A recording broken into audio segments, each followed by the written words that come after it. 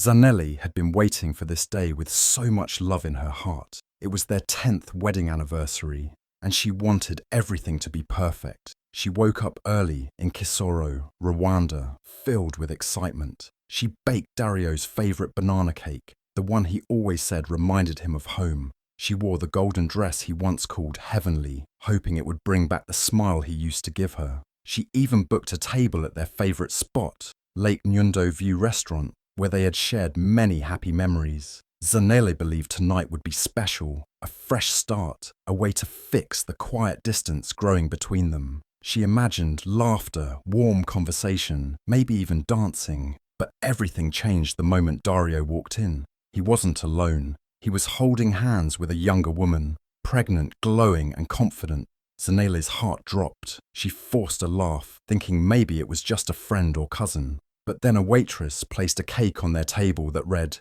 "Congratulations on your baby." In that moment, the truth hit her hard.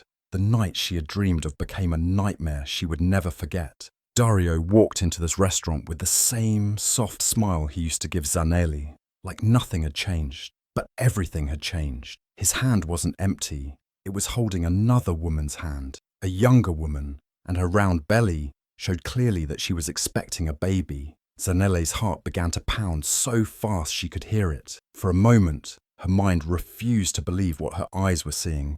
She smiled awkwardly, trying to stay calm, thinking maybe this was just a friend or a distant cousin. Maybe Dario was surprising her somehow. But the way he held the woman's hand said something else. It wasn't friendly. It was intimate, close, familiar. Still, Zanele kept her voice light and waited for an explanation.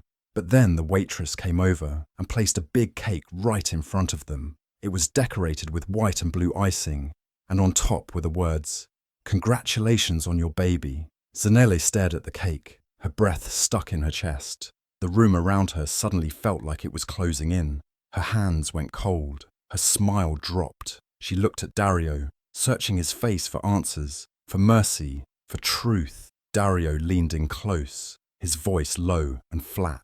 "Zanele," he said quietly, "let's not make a scene. She's with me now, just like that. No shame, no apology, no explanation." The words cut deeper than a knife. Zanele sat frozen. Her eyes moved slowly to the woman beside him, who was now smiling with the kind of pride only someone who thinks they've won something would wear. Zanele didn't move. She didn't scream. She didn't cry. Her heart was breaking in 1,000 ways, but she stayed silent. All around them, people were beginning to notice. A few whispers, a few glances. The romantic music playing in the background suddenly felt like a cruel joke. This was supposed to be her night. 10 years of love, of sacrifice, of holding a home together. She had dreamed of rekindling their connection.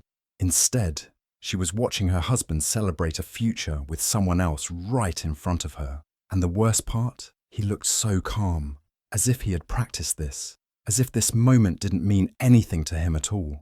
Zanele sat there, still in her golden dress, her hands on her lap, her heart in pieces. She didn't want to give them the satisfaction of seeing her cry, so she stayed quiet, holding her pain like a secret. But inside, something had changed. This wasn't just betrayal, it was a deep, public humiliation. And though she didn't say a word, one thing was now very clear.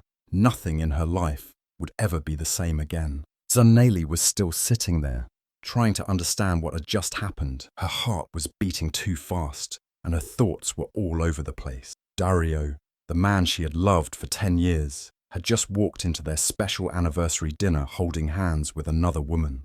And not just any woman. She was pregnant, and the cake on the table had already said everything Zanele didn't want to hear. But just as she was trying to take a deep breath and speak, Dario reached into his jacket and slowly pulled out a brown envelope. He didn't even look nervous. In fact, he looked like a man who had done this in his head 100 times already. Without saying a word, he slid the envelope across the table towards Zanele. At first, she just stared at it. Her hands didn't move. Her body felt heavy, like someone had poured stone into her chest. When she finally picked it up, her fingers were trembling. She opened it carefully, still hoping, deep down, that this was all some misunderstanding. But no, Inside were divorce papers, already signed, dated from weeks ago. Not yesterday, not today, weeks ago. That meant Dario had planned this. He had written her out of his life long before this dinner, long before this night, the night she had dressed up for, cooked for, prayed for. There was a small yellow sticky note on the back. His handwriting was still the same, neat, cold, distant. It read, "I wanted to do this gently. Let's move on peacefully," as if he was doing her a favor, as if he was being kind. Zanele's eyes read that note again and again. Each time, it felt like someone had slapped her across the face. Her mouth went dry. She looked up at Dario, hoping for even the smallest sign of regret, of guilt, of humanity. But his eyes were calm, even bored. The woman beside him shifted in her seat and crossed her legs with a smirk, like she had won some prize. Zanele saw it all. Every second of it burned into her memory. The restaurant, once warm and full of life, now felt like a place she didn't belong. The laughter from the other tables sounded distant, almost fake. The clinking of glasses, the smell of grilled fish, even the flickering candles, all of it became part of a slow-motion nightmare she couldn't escape from. She felt like she was outside her own body, watching her life fall apart like a movie. But still, she didn't cry. Tears sat in her eyes, hot and ready, but she held them back. She couldn't give them the power of seeing her break. Not here, not like this. She sat up straighter, pressing her hands together to stop them from shaking. The golden dress she wore suddenly felt like a costume, like something a different version of her had put on. A woman full of hope, full of love, full of belief in second chances. That woman was disappearing now, and in her place, a new kind of silence settled in. A silence full of anger, full of realization, full of deep, deep hurt. She looked back at Dario one more time. He wasn't even looking at her. He was already picking up a menu, pretending this was just a normal evening, like she didn't matter, like 10 years of marriage could be thrown away with a signature and a sticky note. Zanele sat in that silence for a while, breathing slowly, forcing herself to stay calm. Her heart was aching, but somewhere inside that pain, something else began to grow. Not rage, not revenge, just clarity. She saw everything clearly now. Dario hadn't just betrayed her. He had lied to her for years. He had smiled in her face, eaten her food, shared her bed, while building a secret life with another woman. And now, he wanted her to move on peacefully, like she should just walk away with nothing. Like her love, her time, her sacrifice didn't mean anything. Zanele slowly placed the envelope back on the table, right where he had left it. She didn't tear it. She didn't throw it. She just let it sit there, like the end of a book she never wanted to finish. She stood up slowly, fixing her dress, and looked around the room one last time. Some people were watching. Some were pretending not to, but she didn't care anymore. She looked at Dario and spoke softly, but clearly. "You could have done better," she said. "You should have done better." Then she turned and walked out, holding her head high. Her heart was breaking, yes, but she still walked out with grace. No tears, not yet, because in that moment, she knew something for sure. She wasn't going to let this moment define her. This was not her ending. This was the painful, powerful beginning of something new. Zanele returned home from the restaurant in silence. The night air felt heavy. She didn't cry in the taxi. She didn't scream. She just stared out the window, her hands resting quietly in her lap, as if her body was trying to hold itself together. Her heart was broken, yes, but something else had taken root inside her. Confusion, questions, a deep, growing need to understand. How long had this been happening? When did Dario start lying? Had her entire marriage been built on secrets? She needed answers. She needed the truth. As soon as she stepped into the house, she kicked off her heels, pulled her hair back, and began searching. She opened drawers, checked cabinets, pulled out old files, boxes, even the tin box where they kept joint bank documents. She opened Dario's old notebooks, logged into the shared email they barely used, and searched through his old phone bills. She looked at everything with new eyes now, eyes that were no longer blind with love. Slowly, a dark picture began to form. It wasn't just cheating. Dario hadn't simply made a mistake. He had built another life behind her back, and he had been doing it for years. She found call logs filled with one number that kept appearing. Late at night, during work hours, even on holidays. She remembered those moments, the times he said he was stuck at a late meeting, or helping a friend, or too tired to talk. Now it all made sense. That number belonged to her. Thandiwe. Zanele found old receipts from hotels in Kigali, unexplained transfers from their joint savings, and messages where Dario made promises to another woman, promises he used to make to her. Thandiwe wasn't a new affair. She had been part of Dario's life for at least 3 years. 3 years. That meant while Zanele was cooking for him, praying for their marriage, and hoping for children, he was building a future with someone else, someone younger, someone who now carried his child. Zanele's hands began to shake, but she kept going. She had to know everything. Her tears came in small waves, quietly, almost respectfully, as if even her sadness knew it had to make space for the truth. Then she found the final blow, the document that knocked the air out of her lungs. It was a property transfer letter. Their land in Rubavu, the land they bought together during their 2nd year of marriage, was gone, sold. And the money, used to build a new house for Thandiwe, a house Zanele never knew existed, a house her money helped pay for. That was it. That was the moment something inside her fully shifted. The betrayal wasn't just emotional anymore. It was legal, it was financial, it was cruel. Zanele sat down on the floor of their bedroom, the golden dress now wrinkled and dusty. Her fingers held the paper tightly, but her mind was calm in a new way. This was not about just heartbreak anymore. It was about everything she had lost without even knowing it. It was about the years she gave, the trust she offered, and the dignity he took. She didn't want to scream. She didn't want to hurt him back. She wanted something stronger, something deeper. She wanted justice. She stood up, folded the documents carefully, and placed them in a folder. She wiped her face, looked in the mirror, and for the first time in hours, she saw herself again. Tired, yes, hurt, deeply, but not broken, not finished. If anything, she was just beginning. Dario thought he could erase her quietly, leave her behind, like an old story. But Zanele was no side character. She was going to tell her story, and this time, she would be the one in control. She didn't know exactly what her next steps would be, but she knew she wouldn't stay silent. The truth had been buried under lies for too long, and now it was time to bring it into the light.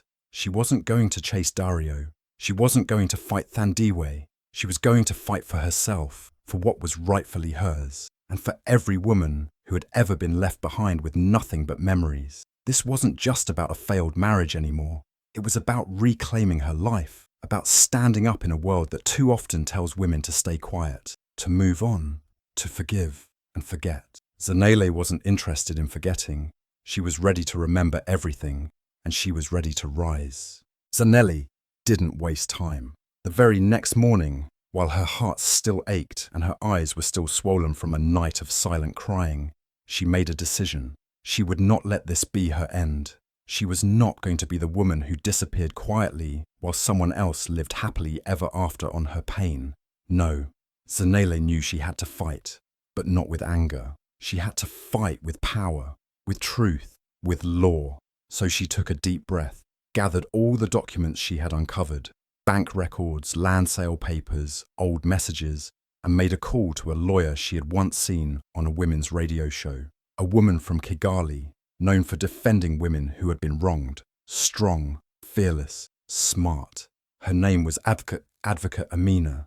Amina listened carefully as Zanele told her everything. She didn't interrupt, didn't rush. When Zanele finished, Amina said one simple thing: "You have a case, and we will win." That sentence gave Zanele something she hadn't felt in days: hope. Together, they filed charges against Dario: fraud, marital asset theft, emotional abuse. Amina helped Zanele also take her case to the village elders' council, where traditions still mattered and community justice held power. People began to talk, at first in whispers, then louder. The woman everyone thought would collapse had instead stood up, Bold and proud, word spread fast. In a town where everyone knew everyone, it didn't take long before Zanelli's story became known in homes, churches, salons, and markets. But instead of gossip, something surprising happened. Support. Women stopped her in the street and told her they were proud of her. Men who once nodded at Dario in respect now avoided his eyes. The pity people once gave Zanelli had turned into admiration. She wasn't a broken wife anymore. She was a woman standing tall. Meanwhile, Thandiwe, who once posted her pregnancy selfies and gold ring photos online, suddenly disappeared from social media. No more baby bump updates. No more sweet captions with Dario's name. Gone. People began to see the truth behind the smile that had once looked so confident. And Dario, he didn't expect Zanelli to fight back. He thought she would just cry and walk away, like so many women were told to do. But when court letters arrived at his door, when the elders called his name in a public hearing, and when the community started whispering about justice, he panicked. He tried calling. He sent long messages. Zanelli, please, let's talk privately. I made a mistake. We don't need to involve courts. But Zanelli had heard enough. The man who humiliated her at their anniversary dinner, who built a home with another woman using her own money, who handed her divorce papers like a receipt. Now he was begging quietly behind closed doors. But it was too late. Zanelli had learned the most painful, most powerful truth. She was not just someone's wife. She was not someone's backup plan. She was her own person, and she had a voice. She didn't respond to Dario's calls. She didn't argue. She just kept showing up at court, at the council meetings, with her lawyer by her side and her head held high. The same people who once called her quiet now called her brave. She became a symbol, not of divorce, but of dignity. Women in Kisoro began asking her for advice. Some even came forward with their own stories they had been too scared to tell before. And Zanelli listened, supported, and guided them. Her pain had become a doorway, not just for her healing, but for others too. The court case moved forward, slowly but surely. With every step, Zanelli grew stronger. She started sleeping better. She started cooking again, not for anyone else, but for herself. She played soft music in the mornings, took long walks, and began writing in a journal. Amina once told her, "Justice doesn't just happen in court. It happens in how you choose to live after the storm." And Zanelli was learning that day by day. She no longer looked at her golden dress with sadness. She had kept it, washed it, and hung it neatly in her wardrobe, not as a reminder of the night her heart broke, but as a reminder of the night her power began. Because sometimes, strength doesn't come from shouting or fighting. It comes from quietly refusing to give up. Zanelli's journey wasn't over, but something in her had already won. She had gone from broken to brave, from silent to strong, and all because she chose not to stay down. Her story had changed. She was no longer the woman who got left behind. She was the woman who rose. 6 months later, Zanelli stood outside the courthouse with her head high and her heart steady. The same place that once felt cold and scary now felt like her stage. She wasn't walking in as a broken woman or someone to be pitied. She was walking in as a fighter, a woman who had faced betrayal, humiliation, and deep pain, but refused to stay silent. With every step, she remembered the sleepless nights, the lies, the moment Dario handed her those divorce papers, and the long hours spent gathering truth. But now, she was ready. She had her lawyer, her evidence, and most importantly, her courage. Inside the courtroom, Zanelli spoke clearly and calmly. She told her story with strength. The judge listened, the people watched, and when the final ruling came, it was in her favor. Zanelli won. She reclaimed her share of the land that had been stolen. Dario was held accountable. Justice was served. Not just for her, but for every woman watching. But Zanelli didn't stop there. With support from the community, she opened a safe house for women in Kisoro, a place where broken hearts could find healing. She turned her pain into purpose. Today, she stands tall. She is no longer just the woman who was betrayed. She is the woman who rose and changed lives.